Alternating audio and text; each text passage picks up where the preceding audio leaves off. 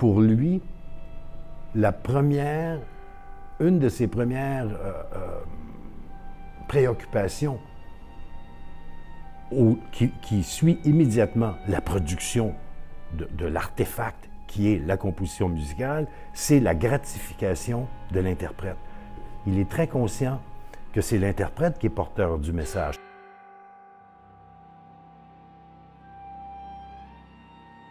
Le métier de compositeur est un travail effectivement solitaire, c'est-à-dire que je ne compose pas en équipe. Je compose seul, beaucoup dans ma tête, que ce soit la nuit, le soir en m'endormant ou pendant la journée. Même si on est seul, on est habité par les interprètes pour qui on écrit.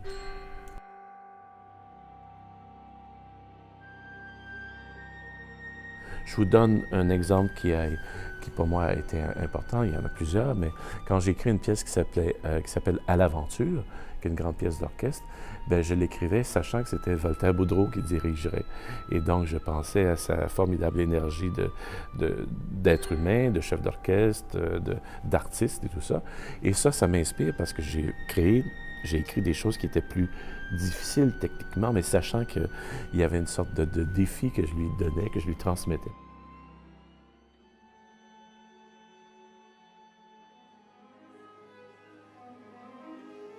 Dans les Fables de La Fontaine, c'est un spectacle qui a été conçu à l'origine par Catherine Perrin, claveciniste et comédienne et animatrice, et l'ensemble I Musici de Montréal.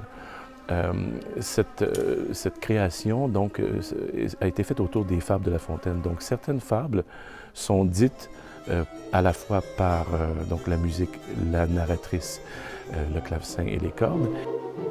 Maître Corbeau, sur un arbre perché, tenait dans son bec un fromage. Maître Renard, par l'odeur alléchée, lui tint à peu près ce langage.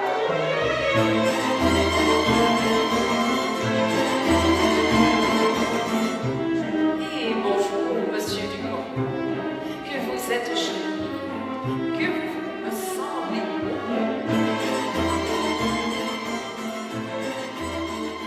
Et quelquefois, donc, il y a deux fables qui sont dites seulement par la musique.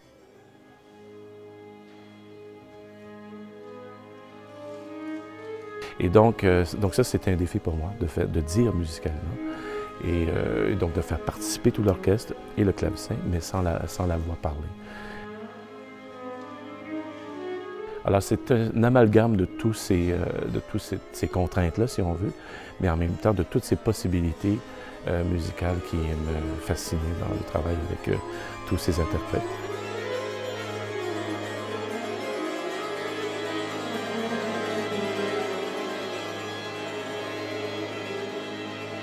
Avec Catherine, j'ai travaillé dès le début, vraiment en amont, au tout début, sur le choix des fables, sur la place qu'elle allait occuper dans les fables comme telles, donc le rôle, si on veut, du clavecin, ou le rôle de l'instrumentiste qu'elle est.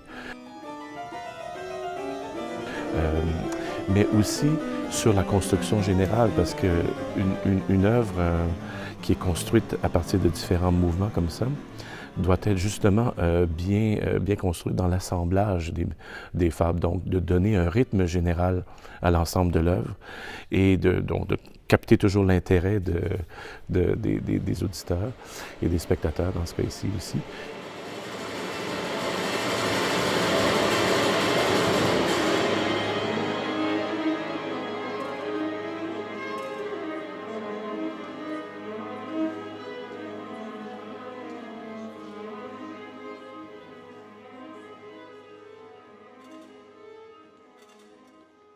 Avec Gilles Vigneault, donc j'ai composé la musique sur un texte original, Le piano muet. C'est un conte. On s'est rencontrés, en fait, c'était en 1994. Ce qui était intéressant pour moi, c'est que je voulais travailler sur un conte original et non pas sur quelque chose qu'il avait déjà fait. Je suis allé chez lui, chez Gilles Vigneault.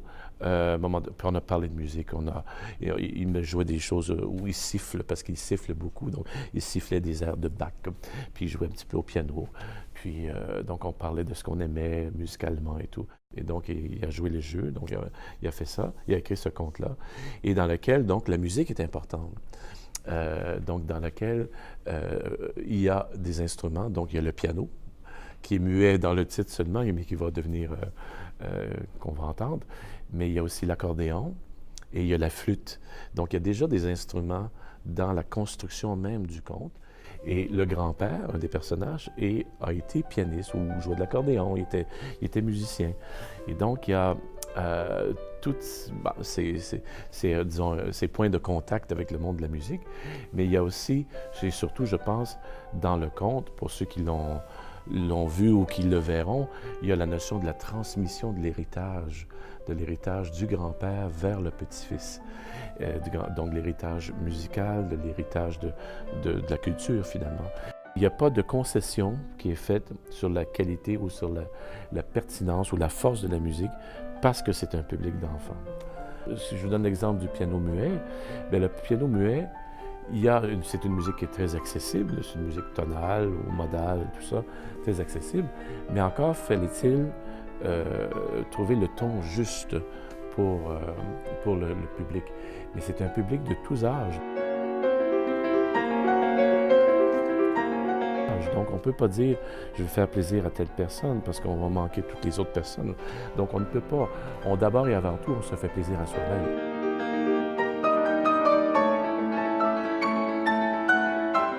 Quand j'assiste à la première d'une de mes œuvres, oui, j'ai un track normal, mais qui n'est pas le track de... Comment dire?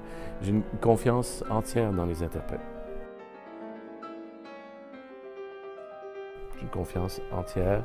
Donc, ce sont eux qui portent la musique.